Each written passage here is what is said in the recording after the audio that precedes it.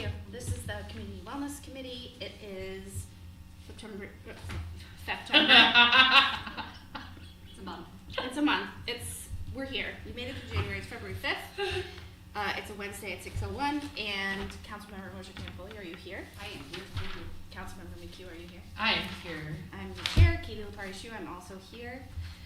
Mostly, right? Mm-hmm. And we have a guest, Councilmember Moshe Campoli. I would love for you to introduce our guest. Absolutely, yeah. So Dorothy has joined us from Southern Tier Connect today to share some information that the agency had put together that connected housing and health outcomes. And I, saw the results of this work that they had put together, and I thought it was really interesting because, they had already gotten some bunch together, and I thought that that was an interesting topic for us to, learn more about.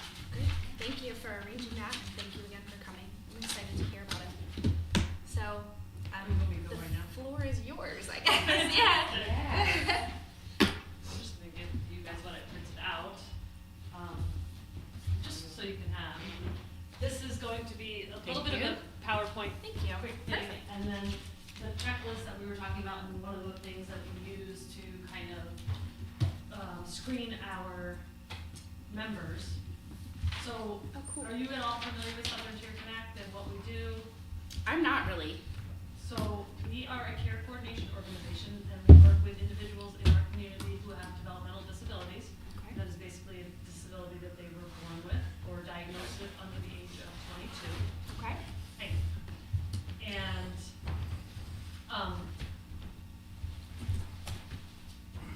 we have care managers such as Delia that help them access services in the community or any kind of resources, whether it be housing or somebody to come and work with them to get a job or just go out in the community. Elaine is somebody that can help them get that person, not do it herself, but sometimes, but help locate those resources in the community. Okay. And on the second page is our mission and vision. I don't need to read that all for you, but it will take some time to read that, just knowing that we are very small. We're one of 7 CCOs, and we're the smallest, but it's something we take pride in because we know our members. I'm learning that this is a new role for me as a health home compliance coordinator, and now I'm seeing all of the members that we serve and getting to know people by name, which you couldn't go to a larger CCO and learn that at all. So it's kind of cool. And just real quick, Dorothy, do you have another copy? I have one more copy. This is our mayor. Oh, hi. Well, then for you, it is for you. And Dorothy is from Southern Tier Connect, which happens to be the agency I work for as well, and she's presenting that information for us. So on the other screen, it is our map, and it does state what I just said. We're one of 7 agencies in New York. We serve 14 counties. We only have 1,300 members. Some of those other CCOs just have thousands. We have 39 to 40 care managers, and we're in 6 offices. As far as Otsego County, the parent company that kind of oversees us is Springbrook, sort of. Okay. Oversee us. We have 12 care managers and 2 supervisors in the Oneonta office. Oneonta serves 25% of our case load. In Otsego County, 25% is from this area. With regards to housing, 34 of those live independently, 171 live with family, 4 are just staying with friends, 128 live in a certified setting, which we call an IRA, 10 are in family care homes, and as far as today, we don't have any homeless on our Otsego caseload, which is awesome. I was actually clarifying that, I'm like, really? And so what we were talking about before is we do some data collection that are required by OPWDD. They're talking about medical information, mental health information, and there's a questionnaire. It's called the HRSN, Health Related Social Needs. I attached a copy of it to the back. There's 2 attachments, but I didn't staple the PowerPoint because it printed weird. But the HRSN is one of the things that's required by OPWDD, but we enhanced it. We have been adding more questions that we see a need for us to know with our members, whether it is the housing instability, is there something wrong with your house that we need to address, like plumbing or even pests, things like that. We've recently added some school issues to it, so we're trying to really capture things in a quick, nobody nobody wants to sit through hour-long assessments as many times as we have to do them. We try to do some quick questions so that we can get really reliable answers. And then we also monitor ER and hospitalization. Part of a care coordination organization is considered a health home. We monitor individuals' health, and we offer as much support as we can to make sure they're following up with their doctors after going to the ER. Can we prevent them from going to the ER? Give them other ways to either walk-ins for primary, or prevent whatever it is that they felt like they needed to go to the ER for. So we are monitoring both of those and getting data on that. And what we found was, where is this one? Oh, this is back to the health-related assessments and the things that we're talking about. Let's see, we're looking for those who are high risk. And we didn't have the data earlier, but each year we've added to it, so we're hoping in 2025 to get a full, broad idea of what the needs are of our members. And what we did find if you go to the page with this circle with the hospital visits, with our caseload in general, the entire caseload, 27% of our caseload goes to the ER at least once last year in 10 months, 9 months. But with those who are having what we call housing instability, which could be they're about to be evicted, it doesn't meet their medical needs.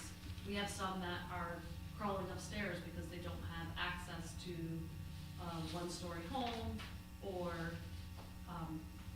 they don't have a lift to get them upstairs, so we're working with things like that. We have ones that have infestations of whether it's bed bugs or rodents. So we found that those individuals who do have some sort of housing instability do tend to go to the ER more often. Either they're going for, because they don't have anybody else to kind of navigate for them and tell them, no, you don't really need to go. They're going for attention, or they really are sick because of whatever's going on in their home.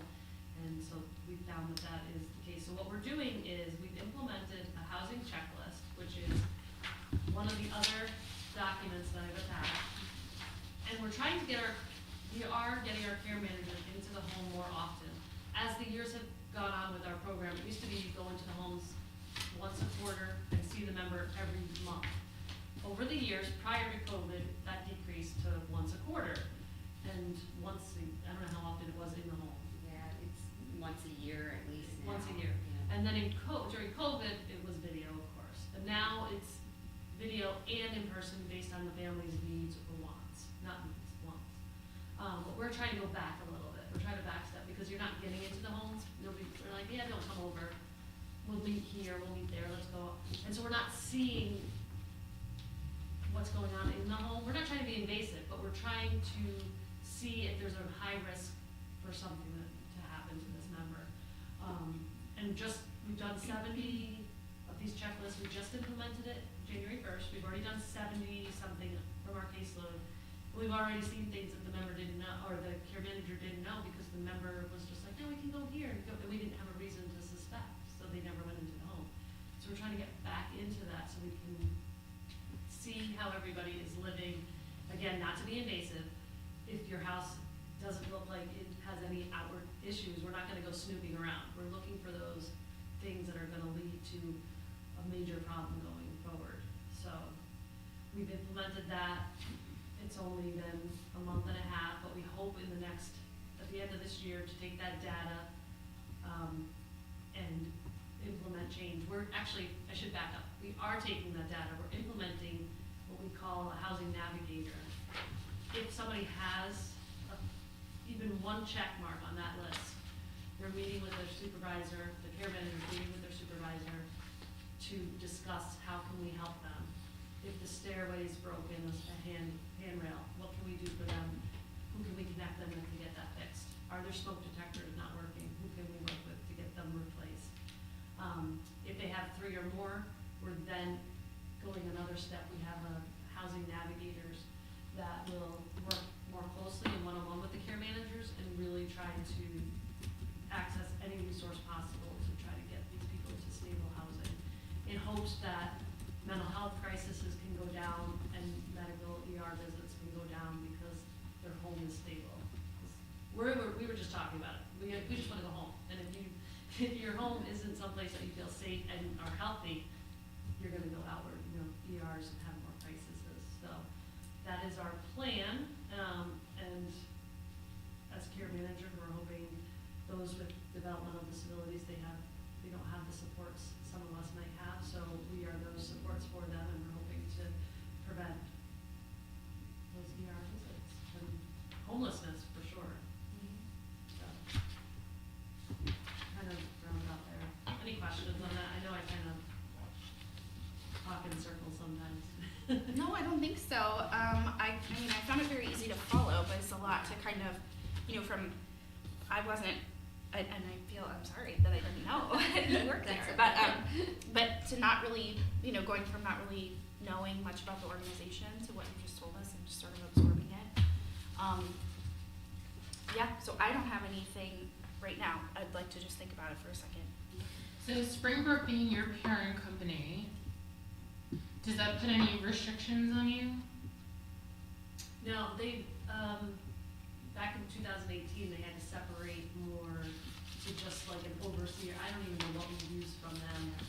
I think maybe some human resources stuff, but OPWDD is the one who we follow their rules and regulations. Okay. Springbrook has their thing for their houses and school, but I think we just share some human resources pieces. So you're like a sister organization to them? We had to separate for conflict of interest because for care managers to represent and to be affiliated with the members that live in homes, you may not advocate as strongly if there's an issue in that home for, like Springbrook, if they're also the ones writing your check, so they did Gotcha. separate it, and Okay. it was something that was required by OPWDD when we went to become a CCO, because we were or Medicaid service coordinators with Springbrook, and then when New York State changed it to care coordination organizations, they had to separate. Are there mental health, access to mental health services? We try our best. We are not a mental health, that's Department of Mental, or OMH and OPWDD are different, but as Elaine said, We do a lot of connecting, there's a right? lot of linkage, diagnosed. yes. A lot. We struggle with services, just like, even if you're trying to find a local doctor for yourself, it's very hard to get services right now. And mental health is a huge crisis, so there's a lot of trouble finding those providers, but we try our best. We try to help them as best as we can. Just because it sounds like you're doing a great job at Continuum of Care, so I just curious. That's really what it is about. It's about that continuum of care, right? Like they're always telling us, connect the dots.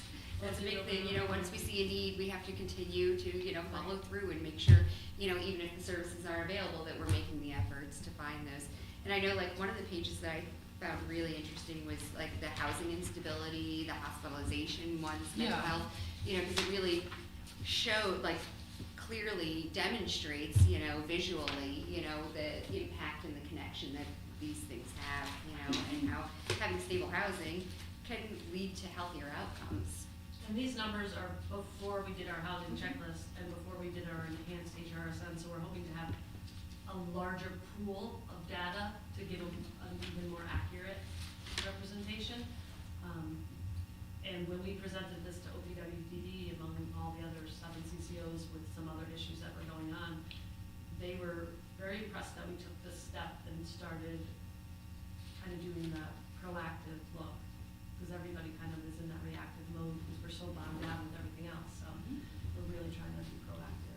And we definitely had some groans about having to do one more thing. But I saw the charts and I said, this is something that just really illustrates it. I could see that there was a lot of work put into it and should be shared. So, Yeah. I really appreciate you coming to Is do this. there any correlation in the people who are living independently or with friends versus those with family or family care? I should have prefaced the fact that the housing checklist is not for those who are in a certified setting, which is those IRAs, because they are the responsibility of their oversight agency, whether it's Springbrook Oh, or right. WDD. So mostly what you're seeing is those living independently. Independently. These With statistics. family, I can't say that it's broken down yet. I think we are working on it, and as actually on the last page, our health, what is the Population Population health coordinator, Emily, was actually updating a lot of caseloads, because we didn't have it broken down into where they were living. Not all the care managers check all the boxes, because they keep adding boxes, so we're like, wait. So she's going to be, kind of pulling those numbers out even more detailed to get something like that. Individuals living alone versus family, because I would imagine those living alone are the ones we're seeing going to the hospital most. Sure. Right. And I know you said, I'm glad to hear that we don't have any, homeless folks, in Otsego County at the moment, but I can definitely say that we have, worked with, folks experiencing homelessness, in this area as well. And also, I forgot to mention before, because, you mentioned the Oneonta office. The Oneonta office is right on Main Street too. It's right in the city, so. Okay. Right. Yeah, I Googled this one into my phone, I'm like, wait, I'm a half a mile away. Yeah. Nice. Just on the other side of the hospital. Yeah. Gotcha. But yeah, so I was shocked because a lot of our members are on the verge of homelessness. And we have some who are in crisis and waiting to get placed into a residential placement where they might be homeless. And so it was a nice surprise to see that we didn't have any in Otsego County today, as of today's numbers, but, we see that change all the time. Yeah. Go ahead. I was just gonna ask about, so I think this is a really awesome, niche that you fill, right, in our community, connecting people with services. How do clients come into your care? Like, could you tell me about kind of the client life cycle? Like, where do they come from, and how long do you manage them, and what, Well, it's forever. Okay. As long as they want the services, it's completely voluntary. And if it's a brand new person, whether they're a child or somebody moving to New York, they do have to contact OPWDB through the front door, and hopefully somebody referred them, like the school saw a need, and they said, you should be contacting here, or word of mouth. We do try to do some, other, what is the word I'm looking for? Outreach. Outreach, Like I saw that thank you. there were some events coming up, I think at cancer. Outreach, awareness events, event yep, that they our brought. intake coordinators go to outreach events and let them know what this agency is, and then they do still have to go through OPWDD, but they can choose from the care coordination organizations that serve their county. Okay. And some have two, you have to have at least two, you can't just be the only one in that county, so there's at least two. Okay. Life Plan is another one that serves here, right, they are Yeah. over here. Mhm. And downstate, of course, there's more.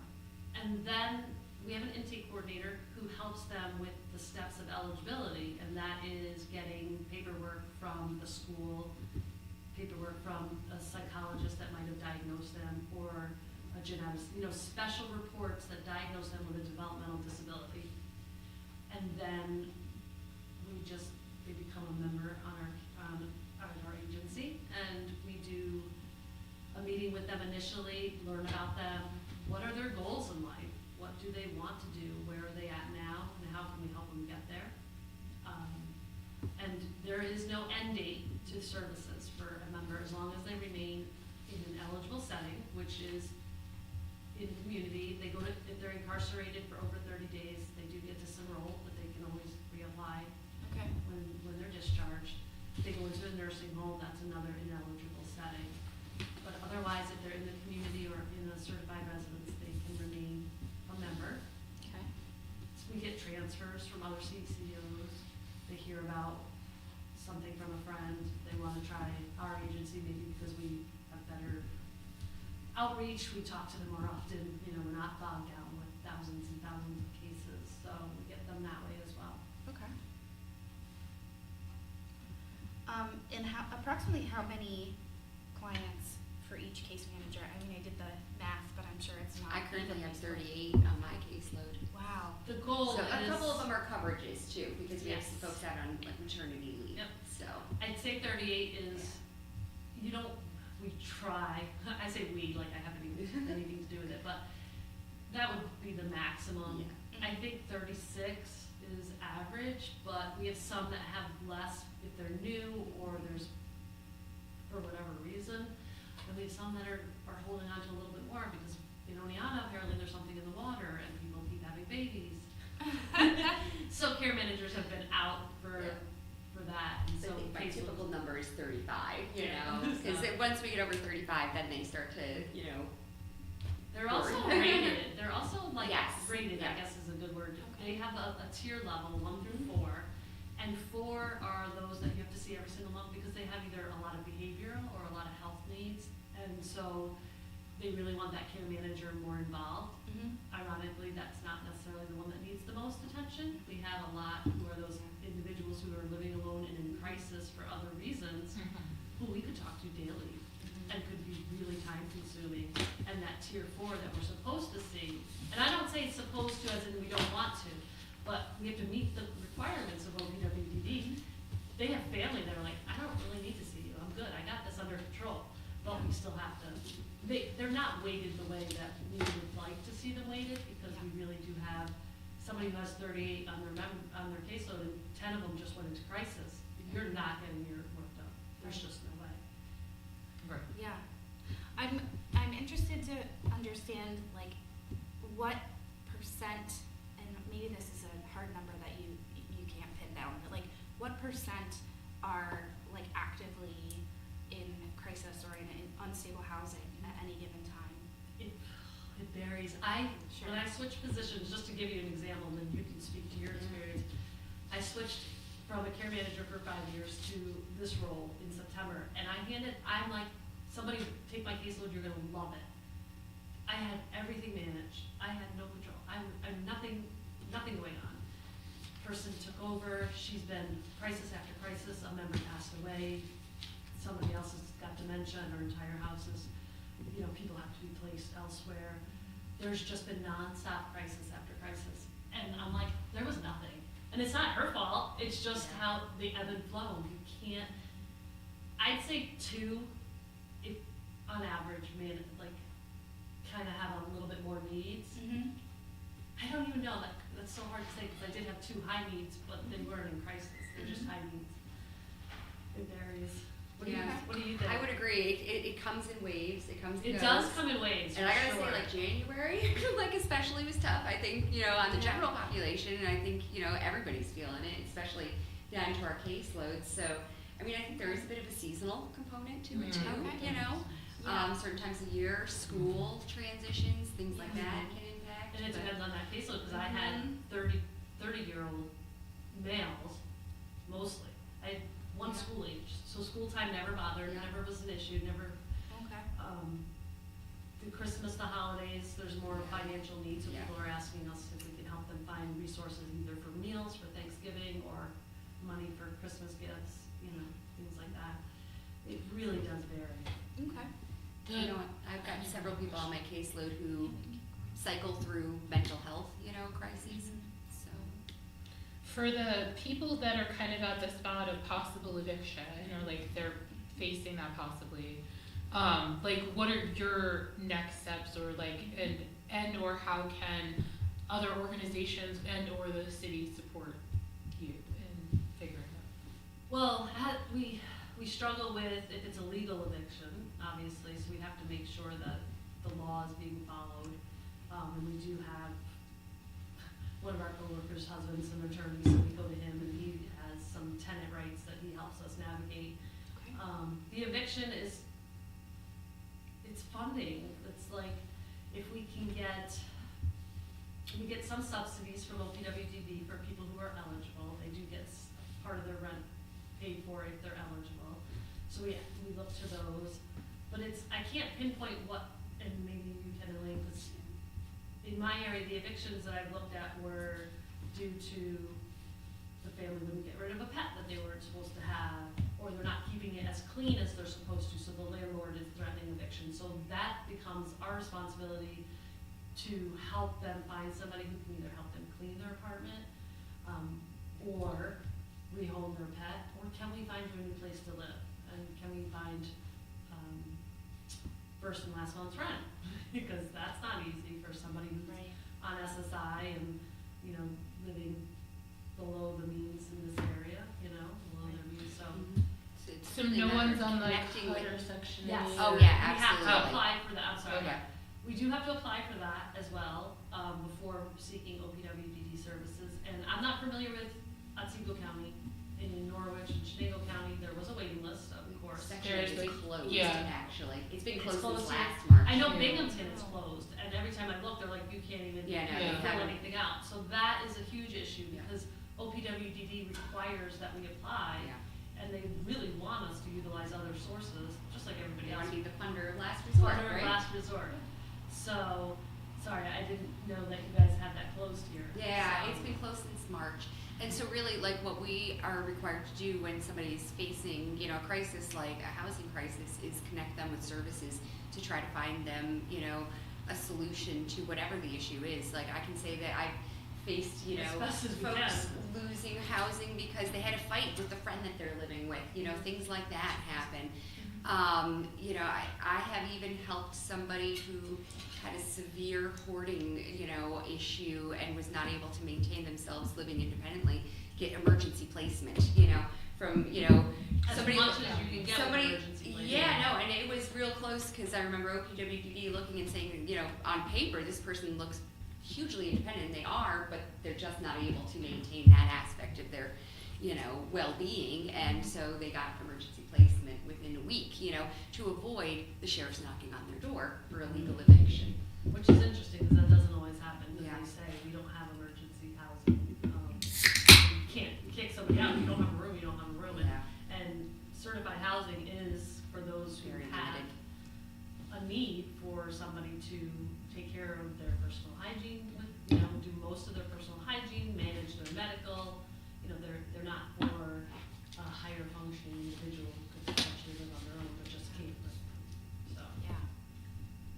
Thank you, that was what was on my mind, and I feel like you Yeah. put it really well, and You're both really gave very diving into your thorough- 45-minute I email. know, Yeah. that's true. Thank That's you. right. Okay, does everyone feel sort of complete on that topip for right now? I know it. I'm just, yeah, I of course. appreciate you taking time today. My pleasure. My Yeah, pleasure. it's been really helpful to have this conversation. Okay, can I ask a question? Of course. So, just curious, pre-pandemic to where we are now, can you define kind of the trajectory that we're on? Are we level?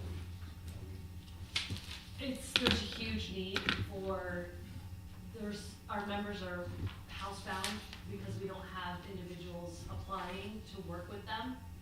And I know we're seeing that all over, but I think there's an increase in mental health issues and an increase in ER and just instability in general because they don't have people. If you're living independently and you can't get a staff person, because we have what's called community habilitation, and not we, but members are eligible for that, and it's somebody who will take them out to the community to go grocery shopping, take them out to go and see a movie.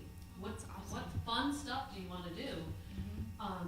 Or learn and socialize. Let's go, we have some social clubs that have developed over the years, but if you don't have anybody to take you there or to help you speak and kind of become more social, and then we can also, those community have staff help them in the home.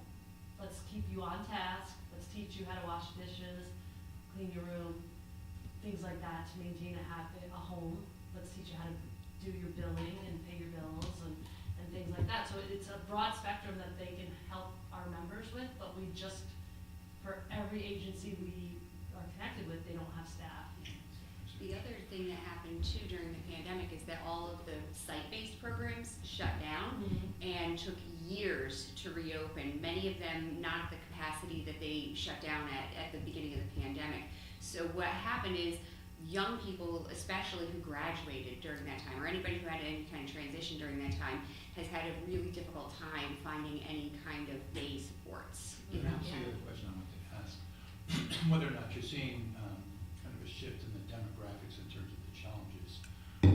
Talking with folks that are, working with the unsheltered population and others, one of the things that's been a constant is folks have talked about a younger generation that's kind of hard to even connect with.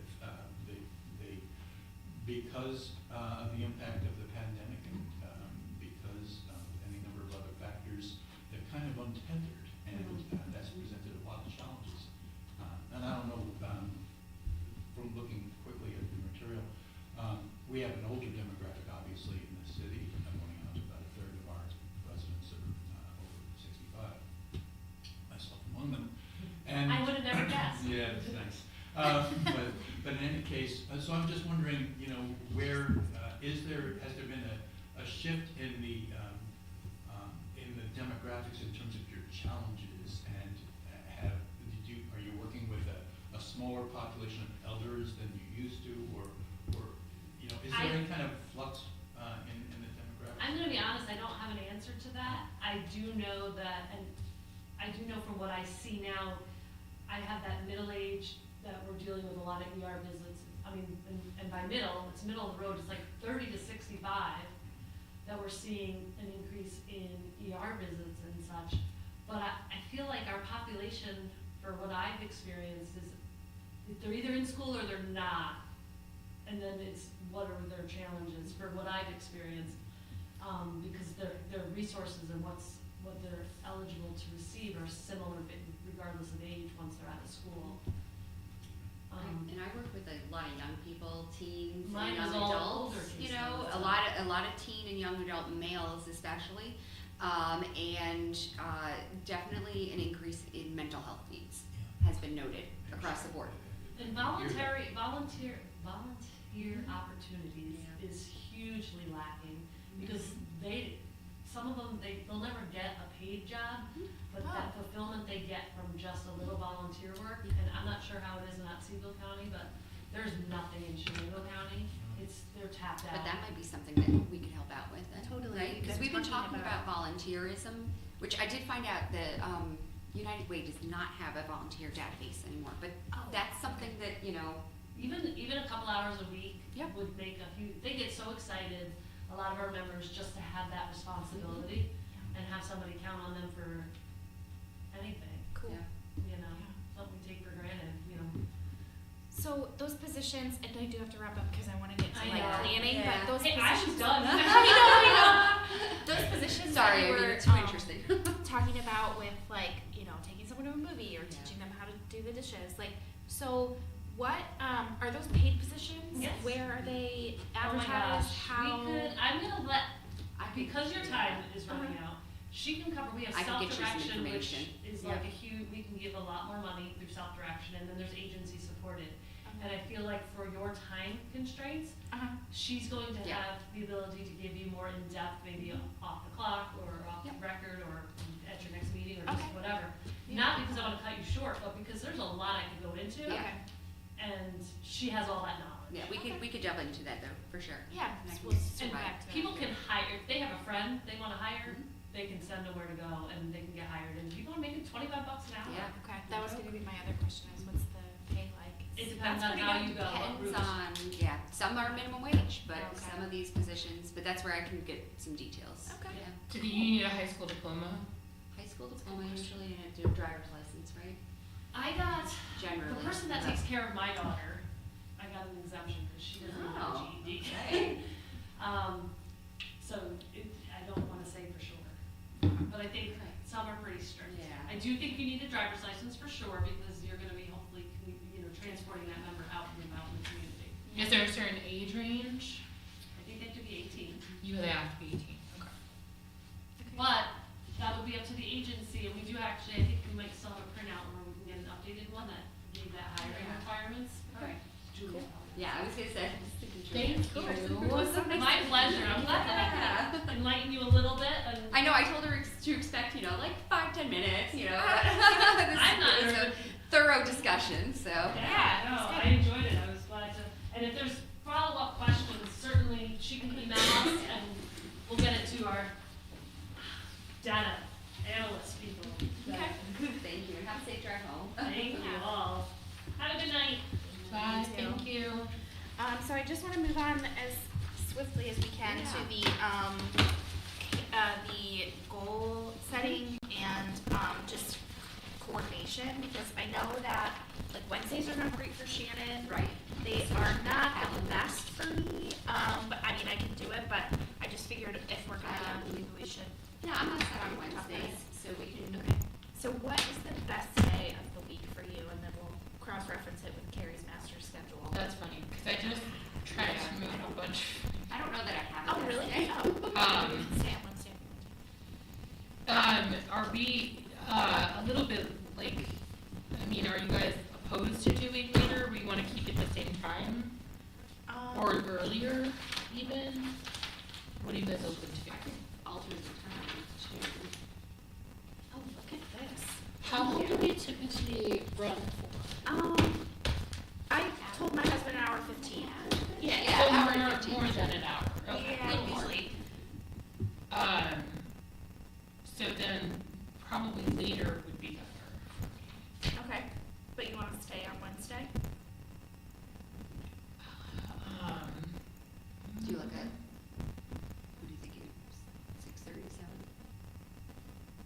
Well, if we do 6:30, then we'll be out of here by 8. Okay. I think like that would work good. And keep it on Wednesdays? Well, or- hold on. I'm sorry, hold on. That's okay. This is what we're doing, so let's take our time. That's right. And we have 10 more minutes left, so. Yeah, I mean, I'm looking at my schedule, I don't know that I have the best day of the week. So, Yeah, like, I'm I'm trying to to- find out it, like, um, like I have QLIC on Mondays. I also have some word meetings coming up on some Mondays, like the second Monday. Good. After legislative shift. Like Mark's is after lunch. Oh, it's, oh, yeah, Dang. okay. Okay. okay. I don't know, cause I know even when I was looking for times, this calendar is pretty packed, Karen. It's, all right. Let me pull that up too, but maybe that would help if I look at that calendar. What were you hoping for? You said Wednesday, isn't that great? Yeah, what is your best day, Katie? I don't have one. I can't do Thursdays. Okay, can't do Thursdays. Right. We know that Tuesdays are pretty limited, because council, and I also have budget review. So that would only leave like one, I mean, unless we wanted to pick that one Tuesday. Oh, but I see environmental board. Environmental board meets at 7. It's at, Okay. Yeah, actually, wait, is there any Tuesdays that are in the evening? Depends on what time you're defining as evening. So, like the first and third, we've got council. Yeah. Right. The second is environmental at 7, and then the fourth is the budget. budget review. If we did the second Tuesday at 5:30, Oh, Second Tuesday, so that would be next. wait, but that would be, actually, that's fine. You'd have an hour and a half. yeah. You'd have like a hard Yeah. stop. That's what I was thinking. As long as, that should work. So we're gonna be here a lot of Tuesdays. Yeah. I mean, but maybe it's better to keep it Tuesdays. Yeah. I'm fine with it. I really not like I've stuck had on to block Wednesdays. Tuesday out so much that that's like where my random Yeah. people get shoved. So it's a little bit easier to smush my random. So what are we saying, Okay. 5:30? On the second Tuesday of the month. What about when we get to budget season though? Is that gonna be an issue? Yes. Do we wanna address it? Do we wanna address it then, or? We should definitely kick that key in. Okay, I mean, I'm fine with doing something now and then doing something different in the fall too. Yeah. Maybe. Yeah, I mean, yeah. I mean, on It's human just- rights, we move the meetings around based on what was happening. Right. Yeah, I mean, we could have a very light agenda and, if there's a ton of budget meetings, maybe, not have it or have it. We're Maybe on a like different move it day. to 5 or something, Yeah. just meeting an hour. Right before the meeting. or- Yeah. Yeah, there's plenty of options. Okay. Yeah. Let's see how we Only feel. unknown conflict, that'll be Veterans Day in November.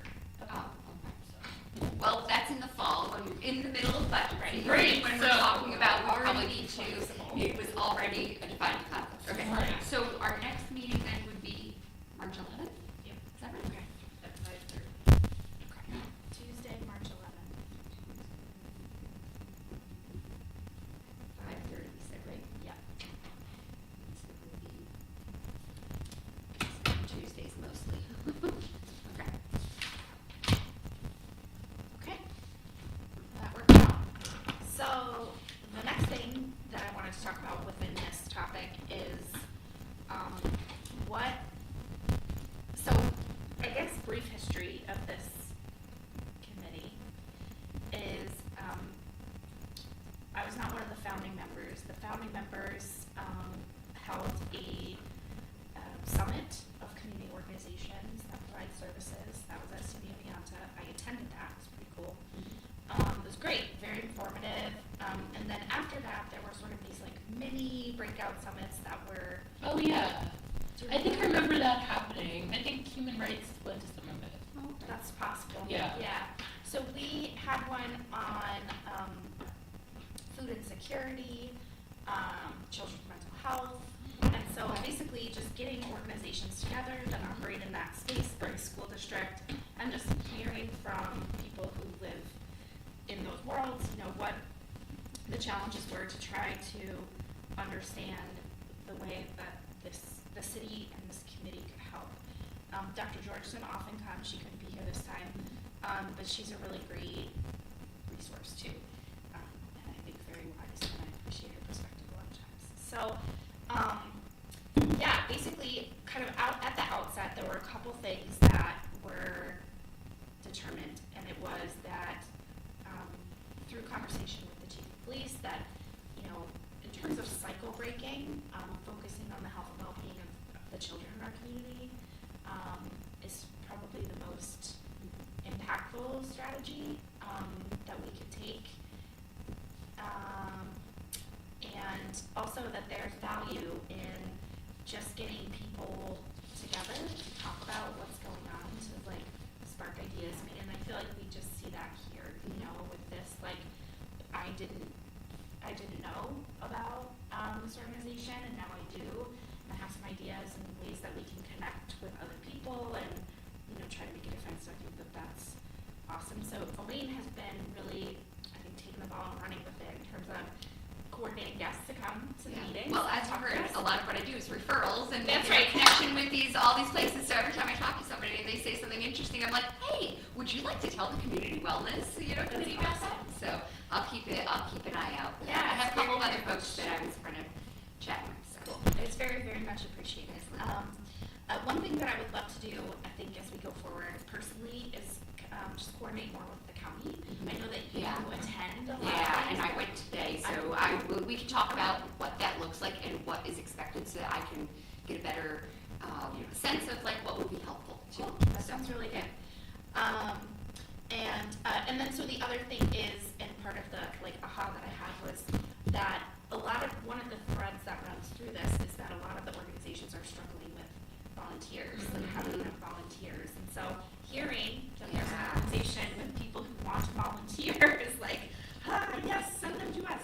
But one of the things that we had talked about, and I'm gesturing at the mayor because he has offered his hand in that, is creating sort of a volunteer matchmaking service that lives on a city-operated website, at least for now.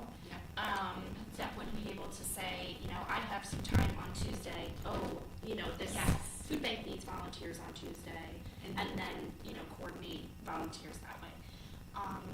Just kind of to act as a Similar lead. to like what the United Way used to do, because Yes. I was on a call with them recently, and so I asked if they still operate that, and they said that there had been, like a program redesign, funding changes, several years ago, and that was no longer part of what they operate anymore. Okay. So there is an opportunity, an opening, for somebody else to pick that up. Yeah, and there is kind of a model, right? Like, we could at least, talk with the United Way about how they did it, and can I go to Shannon first? Human Rights was talking about like making an app, like an actual app that we could, whatever. The idea of an app that connected people that people could download and have access to, and like whomever, it was broader than just volunteering. Mutual But aid situation. yeah, That's really cool. Yes. but also where local businesses can have like a posting and they're in control of that posting, because often Google or other spaces might have misinformation or aren't up to date in the same ways that one person can control their own data for their own page for their business or group or organization or whatever. The only thing we kept running into is we don't have anyone to develop an app. Okay. Or funds for an app. But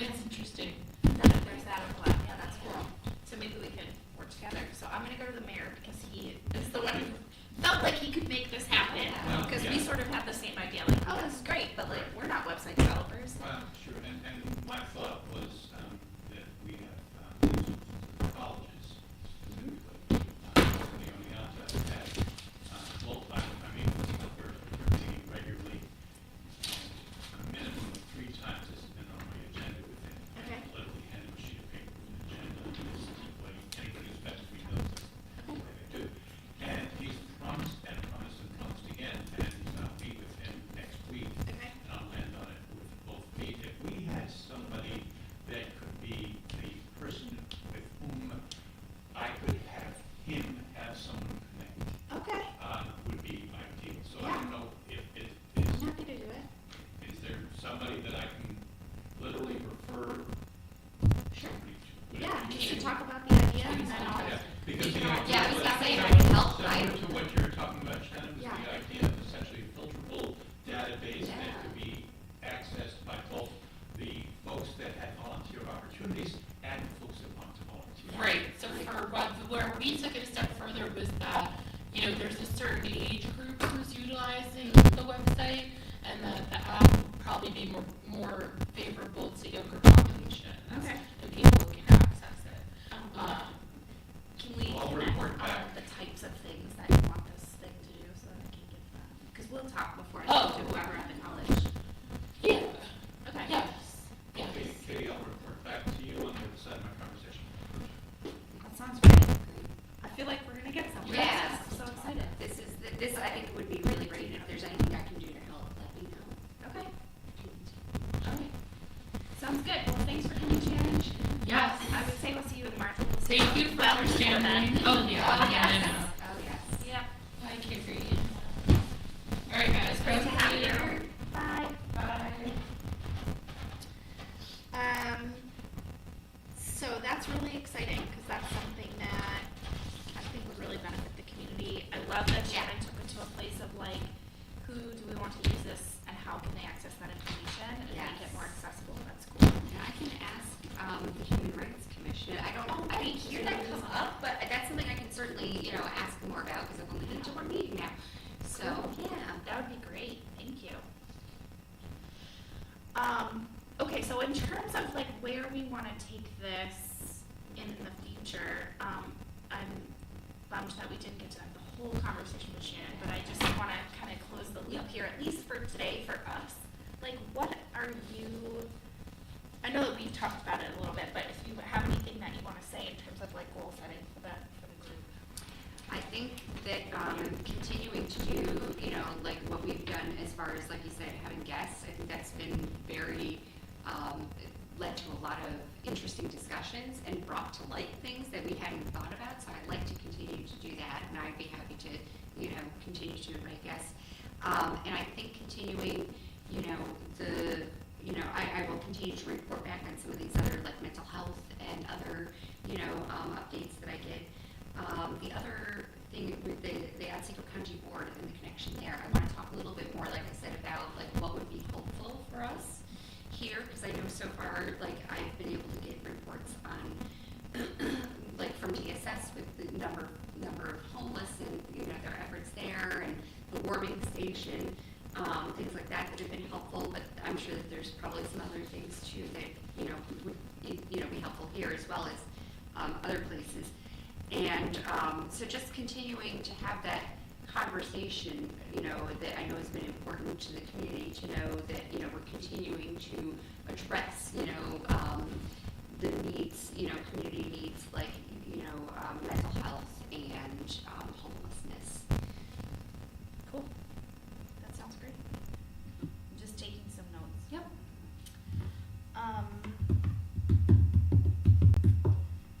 For me, one of the other things is obviously the tobacco licensing legislation that we're working on. I'd love to try to wrap that up and have it move to legislative committee by, spring. It's kind of hefty what we're working through, Yeah. but I think, I think that recognizing that it's going to go to legislative committee, and then also Shannon and I are on legislative Yeah. committee, so like sort of, That's right. putting our big ideas out Venn and then, diagram. yeah, Okay. and then moving it forward from there, I think will be good. But I think that's gonna be great for our community as well. Personally, Can I just add one thing too, or are you still Sure. going? Okay, because I just, while I was looking this, I agree, like focusing on the health and well-being of children, you Uh-huh. mentioned as a goal, and I think that was backed up by some, feedback from public safety too, you said, Mhm. right? And I also just want to say, when we're talking about children, let's all, make sure we also remember teens and youth in there. I know we had Yeah. several come to council yesterday that were very passionate about how important and how meaningful, the services that they get at the teen center are. So I just want to, I know that they're included, I just want to, also, say it out loud. name it, put it in the Yep. room, totally. I just changed my note from children to youth. Yeah, children and youth, yep. Yeah. exactly. One of the things that we did last year that I'd love to host at a meeting also, maybe as an annual thing, is a community Narcan training. Oh, We had a couple yes. people come, they were sort of planning on coming anyway, but, I will say, I did, type up, print out some invitations and deliver them, and so I sort of just wanna try to keep. Yeah, I think that was the one that I missed, the first meeting that I missed. Right. But I that's haven't, right. I have done Narcan training before, and I actually have, if we need it, I have a contact for somebody who does Narcan training. Perfect, great, For the county, actually, Okay. so it'd be another Okay, great. opportunity to get somebody else here too. yeah, So okay, I think great. that is a really good idea though, because I think, from what I've heard in the Narcan trainings that I take is, it's one of those things that, having around is never gonna hurt, Right. And it's just one of those life-saving tools that the more that, people know about it, the more we can, take care of our community. Totally, yep, and destigmatize it. Yeah. Totally. Yeah. So, okay, well, that's great. I'm totally flexible. I mean, we are almost to 7:00. Okay. I'm interested to hear, and I would like to do this, actually, if it's okay. I was gonna be flexible, but I'm not. So, Carrie, I would love to hear your thoughts on where we are in the tobacco legislation and all of that. So I think I pinpointed it mostly to like page 13, sort of, which is where the application portion begins. And I had asked Carrie to take a look at it because the licensing runs through the city clerk's office, or it would greatly impact the city clerk's office. And so I definitely want the feedback to begin the absolutely. process to begin there. And we had talked about maybe like mirroring another, like an existing application. I knew it. I didn't All right. print enough copies, I was not that prepared. Okay, that's right. But we went through it, it's pages 13 through 17 that really impact it. Okay.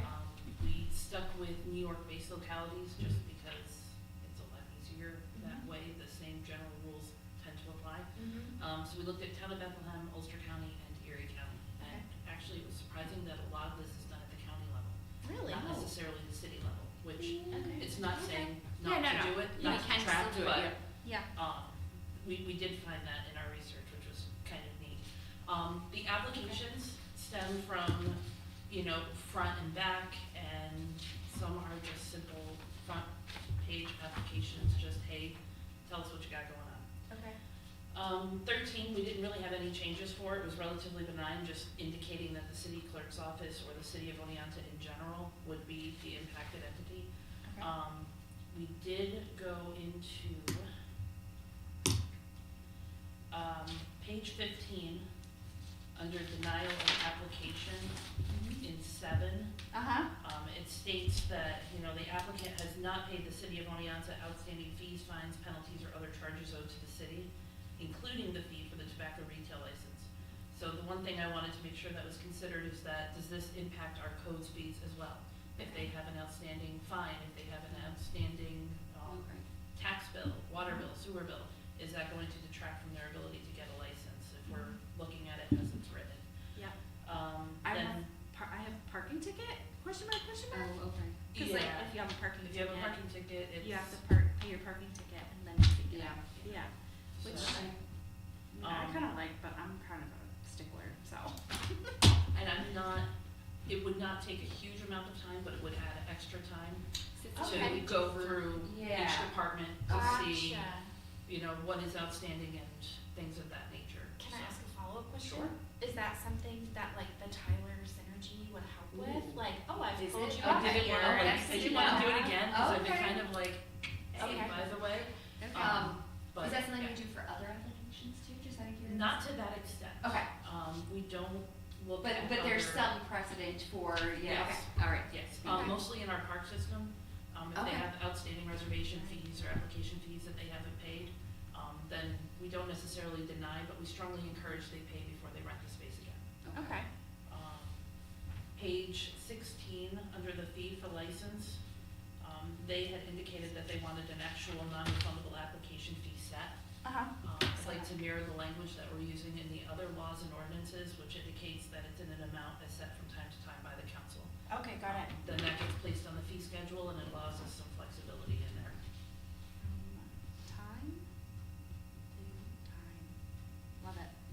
That's also noted at the top of 17. Is that where I am right now? Oh, I see it, page 17. Yes, okay. And then the second paragraph of 17 on renewals, it indicates that we can discount tobacco retail license fee for an application received within 1 month of the expiration date. And then also later on in this, it indicates about prorating and calendar dates and things of that nature.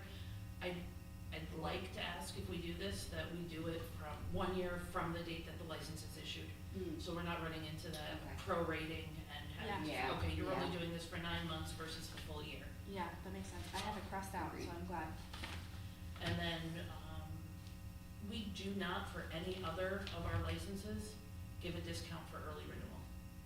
Okay, Oh, was So- that on there? I don't, Yeah. yeah. I'm cool with Then that. let's That we not do can that then. discount it if we receive it prior to the expiration. Let's not do date. that then. So- That Otherwise, sounds like that would it's add this one. complication. And if we, and again, if we don't have precedent for it, why would we do it on this one? Do it for this Yeah. See the cost, fees are Okay. non-refundable. And Is that the then license renewal one in paragraph 2 on 17, or is that somewhere else? on paragraph 217, Okay, yeah. is we that the can- renewal one? It's a renewal. Okay, I don't see the one that says like to prorate it. It's I just in a want- separate section. Oh, It- okay. It's stuck in my head enough to write down no prorating, please. Okay. Um, I'm gonna write that on my piece of paper, Yeah. cause I just wanna make sure that I strike it on mine too. Yeah. No prorating, please. Got it, okay. Those were our main, like, Okay. these are the things that stick out to us. It got into the suspension and revocation, and I think that's a bigger conversation outside of just my office. I think Yeah. That's probably codes and PD and all that. Yeah, but- okay. Okay, cool. Yeah, I have some circled DMs, those are Dave Merzick, like, Oh. I wanted to Good read them. question, yeah. So maybe, I Okay. think our So maybe next that's step our would next be step. on that part, I Yeah. can just cut and paste, like, well, I'll send him the whole statute, Okay. but I'll highlight the parts like, hey, I really have a question about these. Yeah. Yeah, okay, cool. Thank you so much. Yeah, and I will email the applications that are in use. The 3 that we pulled are the 3 that are like, okay, this isn't so bad. Okay, There's a couple of like little tweaks and notes on each, but okay. The nothing. other thing I was wondering is like, are there any applications that the city has existing for different types of uses that might be applicable? Like, if it's I don't know if we issue licenses for like bars in the city or, Not for bars. We have games of chance right, through New York State, okay, but that's on a preset form set by the state, built into our Okay. system. okay, Honestly, we can create whatever we Yeah. okey dokey. we generate it in Word, make it a PDF, and we can make it fillable, or, that is another thing that, just throwing it out there, Tyler might be able to help us with as well. Okay, They have a separate form builder section, so, Ooh, yeah. that Make it tickles online. my nerd heart. I know, that, Yeah, we have one that we're using currently, but this one would be integrated into our system, Cool. so. Okie dokie. Cool. Well, if it's okay with you guys, I would like to just pause it there. Since the next part of the statute, we have to run by Dave Merzick anyway, and it's getting late, so I feel like Yeah. that's great. Thank you for taking the time to look at that, which is a Yeah, suggestion. really appreciate it, thank you. So we're sort of on page like 17, 18. Okay. Yeah, Just And for then that's where we get posterity's into the- sake, yep. because it'll be another few weeks before we talk about this. Okay. So Elaine, Is there anything that you would like to talk about from the remaining topics? Like, you know, I know you had gone to the county and you had said wanting to talk about like what maybe more county involvement looks like. And Yeah, so I Yeah. can tell you that I actually went to the county board meeting this morning. I only stayed for 2 hours because, Only, yeah. it was Sure. during workday and I gave them the It's time hard. that I could give, but I wanted to introduce myself. I'd gone to several of the the Human Services meetings before where DSS presents, and it doesn't look like I'll be able to make it to those meetings very often, but I've connected with DSS and, talked to them about, getting regular reports, so that we can stay in communication. But what I did find interesting at this morning's board meeting, they shared updates about the warming station. So as of January, the warming station had 837 visits. Wow. And breaking it down, that's 84 individuals have used the warming station so Okay. far. Like 10 times. Yeah, probably, Yeah. if you average that out. So, that was, good to hear that it is getting used, they're seeing significant, numbers that they're able to help.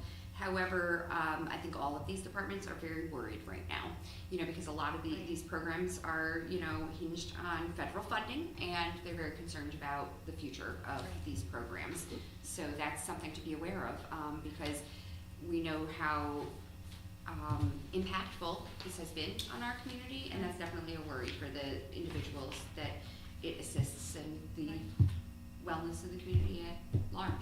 Yeah, if you're thinking about 850 visits in Yeah. like 3 months is Yeah, and without that, we do know already that Otsego County has had at times run out of beds. Right. They have the warming station. The homeless shelter can assist, families, and they have a limited number of beds there as well. Is it 16? I think it is. I think it was 16 or maybe 18. I know it was, in the teens.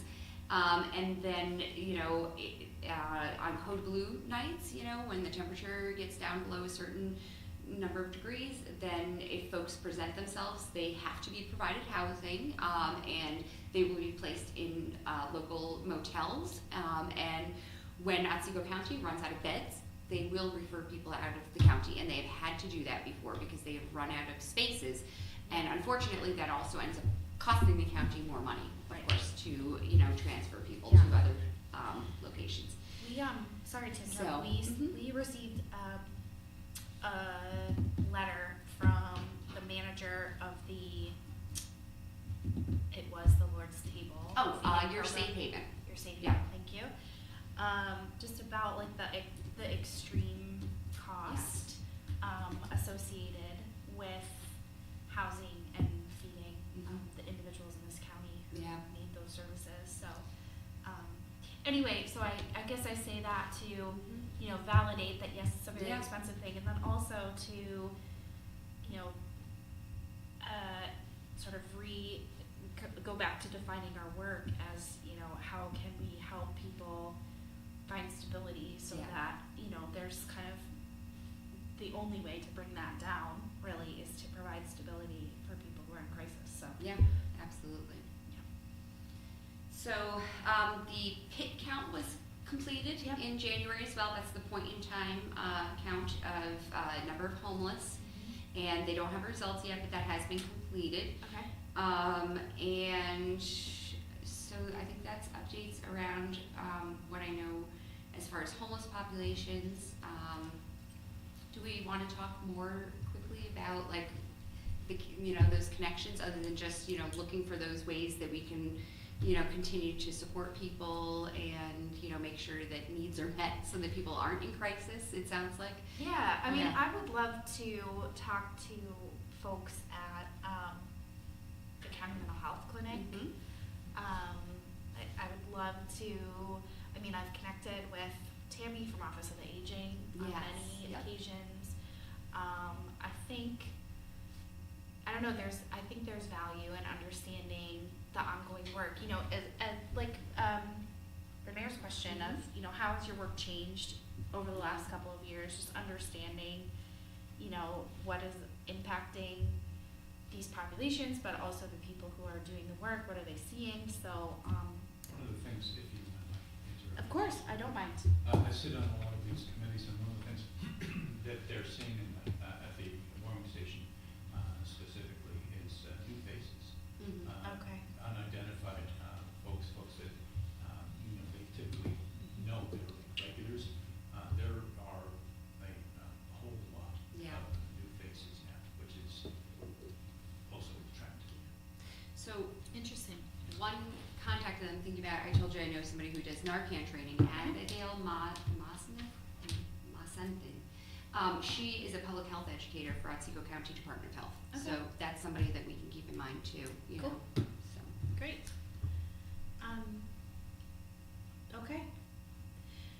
Is there anything else that you wanna discuss today? I mean, so we have cooling stations on Yeah. I'm just wondering if there's anything there that you wanna No, I think begin that's to something bring that up? we need to, research, and, I wanna find out more about, what goes into that, really. It's a model that I don't have a lot of experience with, and so I really just wanna find out more about it, so. Okay, that sounds good. I know, and since you're here, I'm gonna put you on the spot, cause I know that last year we had talked about maybe doing some sort of, well, right, so if you go to some cities, they have, a water feature somewhere. Obviously, we don't necessarily have the money for that, but some places have like little, basically like PVC things that like spray and We mist. had that this summer, Okay. and it was hugely successful. Was it the Hugely thing in the popular. Muller Plaza? Muller Plaza, Yeah, the yeah. kids I mean, loved yeah. that. Yeah. It was just, every hot day, it was Yes. used from morning to night. Yeah. It was a big deal.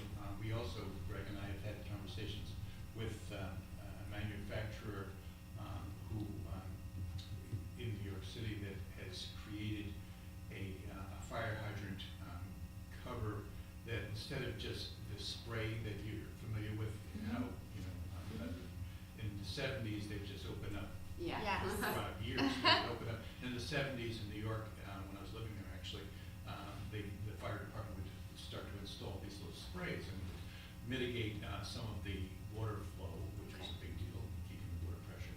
And some company really a basement company, came up with the idea of something that would attach to the fire hydrants. They would provide one of 4 different variations of kind of a water park feature. So a jump rope. That's Oh, really okay, cool. yeah, that And is. several others. When we looked at Deep Street specifically as a place right off I-189 on the Chestnut, on the D Street side, as being a place, they operating in New York City, very, very successful, I think, in the borough of Manhattan. And because they are so, they're such fiefdoms among the various counties and what have you, in boroughs in the city of New York, that they hadn't been able to, they thought they were just gonna explode across all of New York City, and they haven't been able to do that, because everybody's got their own restrictions, their own paperwork, their own, whatever. And so we contacted them, Greg and I happened to read the article in the New York Times and contacted them, and they said, oh, I said, well, if you could provide something that would fit one of ours, that we will do all kinds of promotion for you. Mhm. We'll bring everybody from everywhere in, and maybe we get one for free. They're not Mhm. cheap, but we Yeah. need the fire hydrants.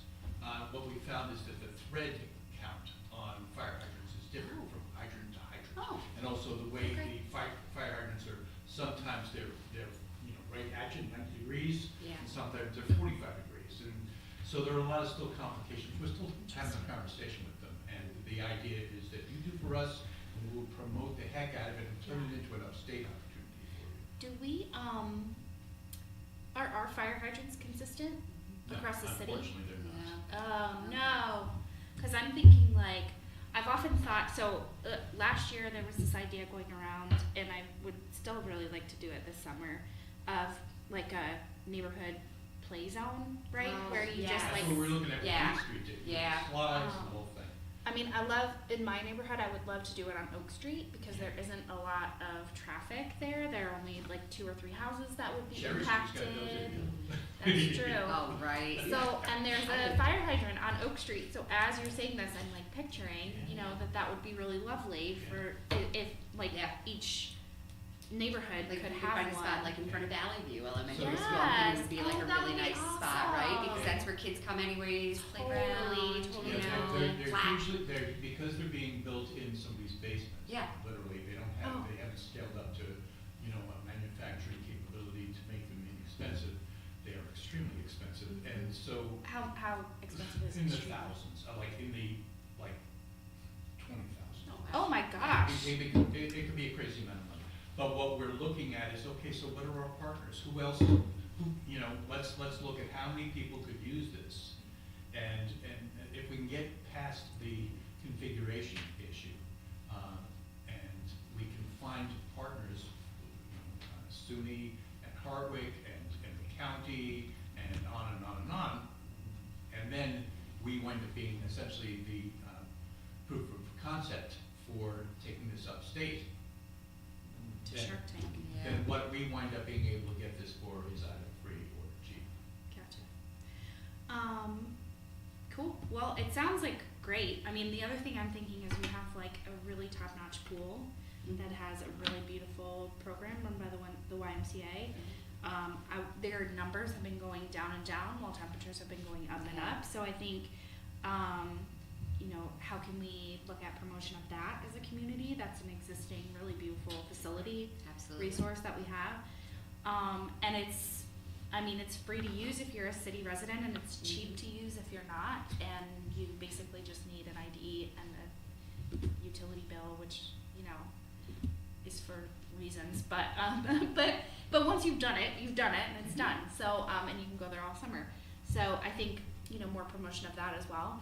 And then the other thing that I'm thinking is, like, we have had near drought conditions, right? A couple of summers in a row. And Yeah. so as we move forward, like, this reliance on water to cool us might not be the direction that we want to move.